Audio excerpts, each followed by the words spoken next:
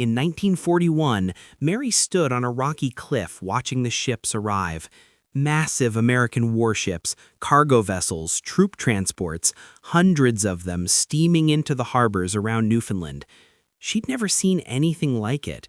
Her entire fishing village had maybe 300 people. Now thousands of American soldiers were building bases on the island, and everything was about to change. Within a year, she'd be married to one of those soldiers. Within 2, she'd be gone. One of an estimated 30,000 to 40,000 Newfoundland women who would marry American servicemen and leave the island forever. It was the highest per capita rate of war bride marriages anywhere in the world.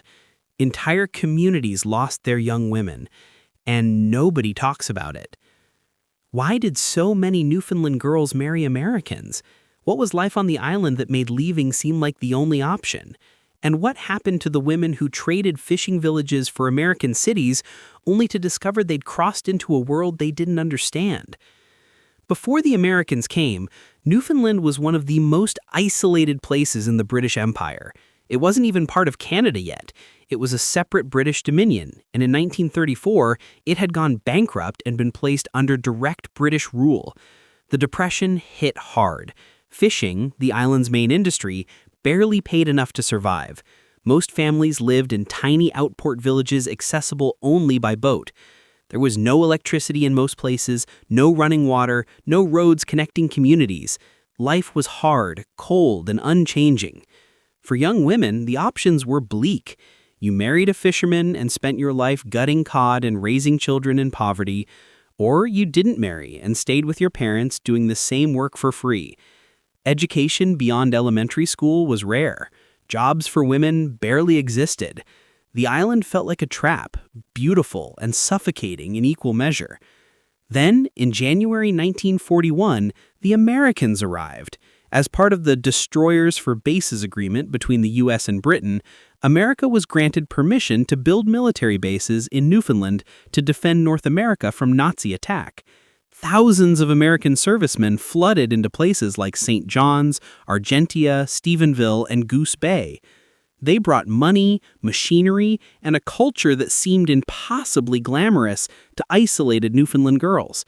The contrast was staggering. American soldiers had cash to spend.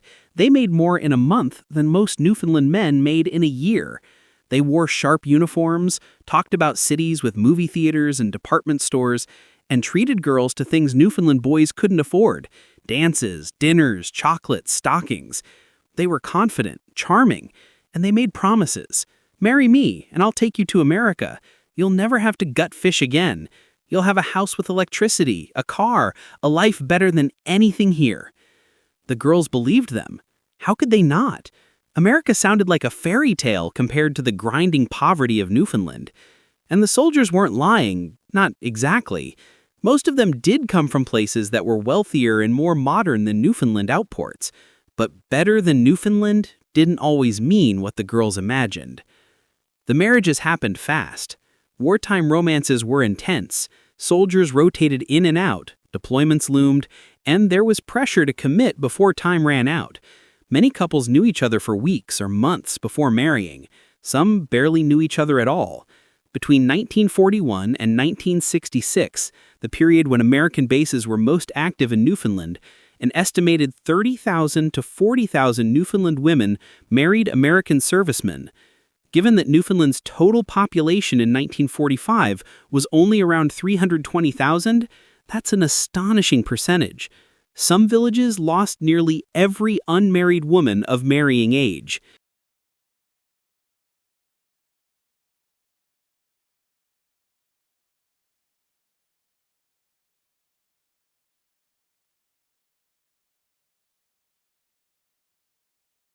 Families were devastated. Parents watched their daughters leave, knowing they'd likely never see them again. Travel between Newfoundland and the U.S. was expensive and difficult. There were no phone calls home. International calls were prohibitively costly. Letters took weeks. For many families, saying goodbye to a daughter who married an American was like saying goodbye forever. And what the women found in America was often not what they'd been promised. Some soldiers came from comfortable, middle-class backgrounds and brought their Newfoundland brides home to nice houses and welcoming families, but many didn't. Some came from poor rural areas in the South or Midwest that weren't much better than Newfoundland. Others lied about their circumstances, claimed they owned businesses or homes that didn't exist. The culture shock was brutal. Newfoundland women spoke English, but with a distinct accent and dialect that Americans found hard to understand. They dressed differently, cooked differently, had different customs. In Newfoundland, everyone knew everyone. Communities were tight-knit, supportive.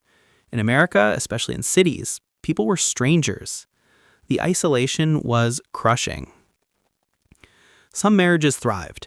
Women who were resilient, adaptable, and lucky enough to marry kind men built good lives in America.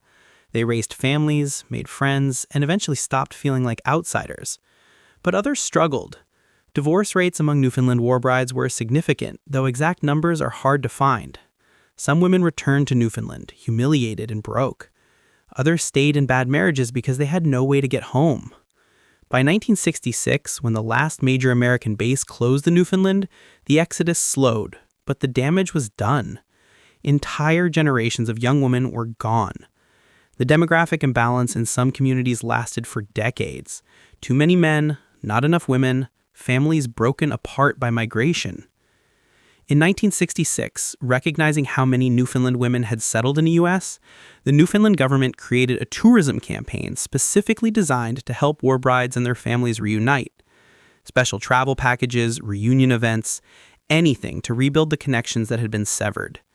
It was an acknowledgement of just how massive the loss had been. Today, the story of Newfoundland war brides is largely forgotten. It doesn't fit into the narrative of World War II romance the way British or French war brides do. It's messier, more complicated, tinged with economic desperation rather than pure love. But it's one of the most significant migration events in Newfoundland's history. A mass departure of young women that reshaped the island's demographics and left scars that lasted